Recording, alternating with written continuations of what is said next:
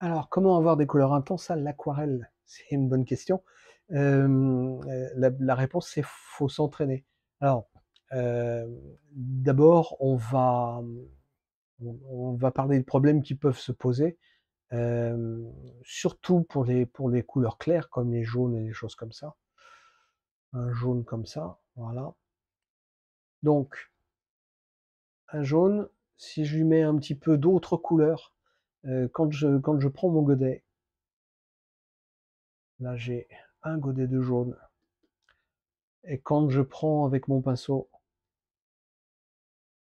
un petit peu de couleur ici, et puis je la pose sur ma palette, et puis un petit peu d'autres couleurs, et puis je pose sur ma palette, et puis je reviens là, et puis je pose sur ma palette. Quand je reviens là, ça me pose un petit peu toutes les couleurs, et donc ça salit un tout petit peu mon jaune. Et mon jaune, il devient de moins en moins lumineux.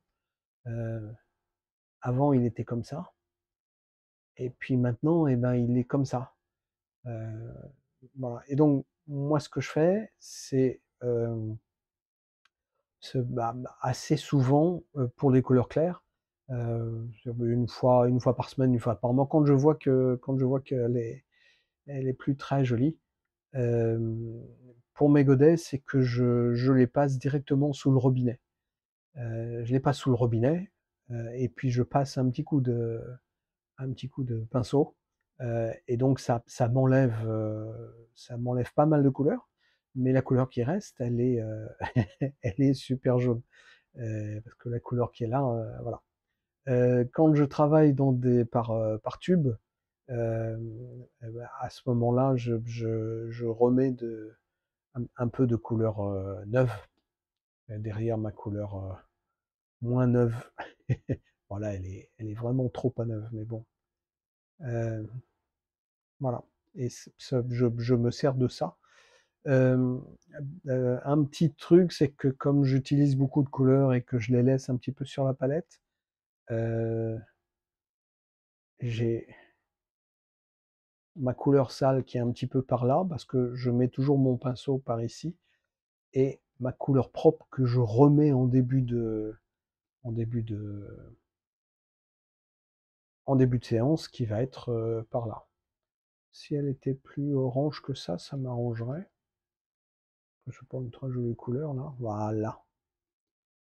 Et du coup, quand je veux une couleur sale, ce qui peut m'arriver en cours de travail, un jaune pas très intense, je vais prendre plutôt par là. Et quand je veux un jaune intense, je prends par là. Alors, quand je veux un jaune intense, le premier truc, c'est que je vais rincer mon pinceau plutôt 2 fois qu'une. Et après, j'ai souvent... alors, ou bien moi c'est ce que j'ai une éponge plate. Rien n'empêche d'avoir une éponge pas plate. Et rien n'empêche d'avoir simplement un bout de papier absorbant, sopalin, Scotex, etc. Euh, tout simplement parce que ça va enlever les dernières traces voilà. Et après, si je veux de l'eau, je le replonge dans mon eau, et mon eau, je la change assez régulièrement.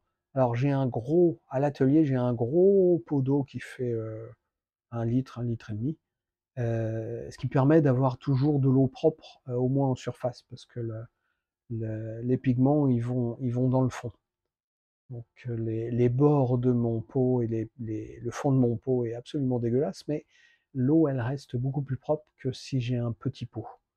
Euh, donc voilà, ça c'est un truc. Et quand je suis en plein air, ben, je change. Si je veux revenir à des couleurs claires, j'hésite pas à changer mon eau, euh, histoire de pas polluer avec ce qu'il y a dans l'eau. Donc ça permet d'avoir des couleurs intenses. Maintenant, euh, ce qui permet aussi d'avoir des couleurs intenses, c'est d'avoir, plus on veut des couleurs intenses, plus on va prendre un petit pinceau. C'est-à-dire que on vous dit généralement, voilà, le pinceau pour les aquarelles, c'est le gros pinceau à la vie, le gros pinceau comme ça. En fait, moi je prends des pinceaux plus petits, et généralement en poil de tamir. Le tamir qui est pas un tapir, c'est un tamir. C'est une fibre de synthèse en fait, c'est du synthétique. Euh, pour dire les choses, c'est des pinceaux Escoda 1430. 1, 4, 3, 0. Ouais, j'écris bien, hein. Heureusement que je ne suis pas mis à, à l'écriture. J'aurais pu faire médecin, mais bon, la place était déjà prise. Et il fallait faire des études surtout. Donc en fait, plus je vais prendre un pinceau petit, euh, et plus je vais prendre la même quantité de couleurs, bah voilà, là ça va faire la moitié de mon pinceau, et puis il va pas y avoir beaucoup d'eau, et là ça va faire un dixième de mon pinceau, et il va y avoir énormément d'eau. Et donc du coup, non seulement il va y avoir de l'eau, mais en plus il va quand même y avoir des résidus des résidus de palette, et donc ça va me griser automatiquement mon truc. Donc voilà, ça c'est une petite astuce. Plus vous voulez des couleurs intenses, euh, plus vous prenez un pinceau petit. Et moi, j'hésite pas à avoir en fait plusieurs pinceaux. Un pinceau pour le bleu, un pinceau pour le jaune, un pinceau pour le rouge, parce que ben voilà, ça évite de les tremper, de machin, etc. Et donc de polluer un petit peu partout. Et la dernière chose à faire, c'est le plus dur, c'est en fait à vous faire des bandes. Allez, on va se faire une bande on est une bande de aquarelle. Voilà, on va faire même un trait presque droit. Et puis, je vais essayer, sur plusieurs carrés, de faire la couleur la plus intense. Et donc le premier truc, eh ben, je vais y aller, et puis ça va faire un truc, voilà, comme ça. Dire, bon, c'est bien, mais on peut peut-être faire mieux. Et donc je vais essayer de réduire en eau et de charger en pigment pour faire un deuxième truc qui va être comme ça. Voilà. Je me apercevoir que ouais, c'est comme ça, mais c'est encore un petit peu tristounet. Si c'est un petit peu tristounet comme ça, généralement un peu moins que ça veut dire que votre pinceau est sale, ou que votre palette est sale, que votre godet est sale, ou que votre eau est sale, ou bien un petit peu tout ça. Et donc il faut laver la couleur, parce que si, si vous l'avez prise simplement avec votre pinceau, que vous avez passé ça là, ça marche pas. Là, ça veut dire qu'il y a trop d'eau. Là, ça veut dire qu'il y a trop d'autres choses dans votre. Voilà. Et puis, on va arriver finalement à trouver notre bonne couleur. Et vous voyez que bah voilà, c'est plus intense que.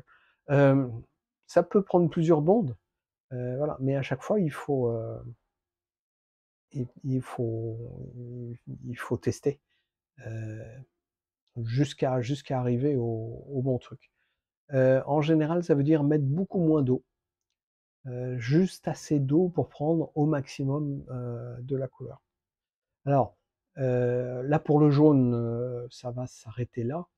Pour des couleurs, par exemple comme le violet, où est-ce qu'on va faire le violet? On va enlever le jaune, on va faire du violet. Ça va être un petit peu plus intense, parce qu'en général, on va prendre par exemple la courbe du rouge. On va s'apercevoir que la courbe du rouge, là, on va faire du rouge avec beaucoup d'eau, qui va pas être très intense. On va rajouter un petit peu de couleur, et puis on va s'apercevoir qu'il va y avoir une courbe, et il va y avoir une pointe sur la courbe qui va être un certain mélange, qui va être le truc le plus dégradé, le moins dégradé, donc le plus intense. Là, ça va être beaucoup d'eau. On va même se faire ça comme ça. Voilà. Donc l'intensité, et puis après, ça va devenir un petit peu plus foncé. Et il a dit un peu plus foncé, donc faut pas exagérer non plus. Franchement. Non, non, l'intelligence artificielle, elle profite de notre faiblesse pour. Voilà. Et donc ça va être un petit peu comme ça. Et la couleur la plus intense, elle va être par ici. Et après, ça va être un petit peu plus sombre. Euh, on va prendre simplement la couleur sortie du tube, ou juste sur le godet, et on va s'apercevoir que pratiquement toutes les couleurs ont ça. Euh, Le jaune, il n'a pas le temps d'avoir ça. Le jaune, il va rester comme ça. Voilà. Et le violet, il va par contre, si on met trop de violet, ça peut nous faire quelque chose d'assez sombre en fait. Donc on va prendre quelque chose comme ça. Pourquoi est-ce qu'il est méchant avec moi, hein, cet ordinateur? Voilà, on va faire quelque chose comme ça. Et si on en met un petit peu moins, on va faire quelque chose comme ça. Et si on en met encore moins, et puis si on en met encore moins, voilà,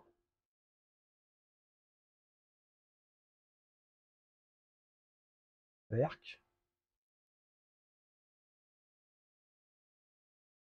Et donc on voit que c'est toujours la même teinte, mais il va y avoir de plus en plus de pigments.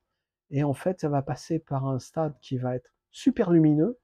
Là, c'est lumineux, et puis là, c'est encore plus lumineux et intense. Et puis là, bah, c'est moins intense. Et puis là, c'est moins intense. Donc, on a cette courbe-là. Donc, n'hésitez pas à faire des essais chez vous à la maison pour trouver la bonne dose de là où que c'est le plus lumineux. Et regardez bien l'eau que vous avez dans votre pinceau. Si on dilue un tout petit peu, ça donne ça. Si on dilue un tout petit peu, ça donne ça. Voilà. Et si on met à pleine charge, voilà, pour le violet, ça va devenir trop foncé. Donc il faut le diluer un peu, mais pas trop.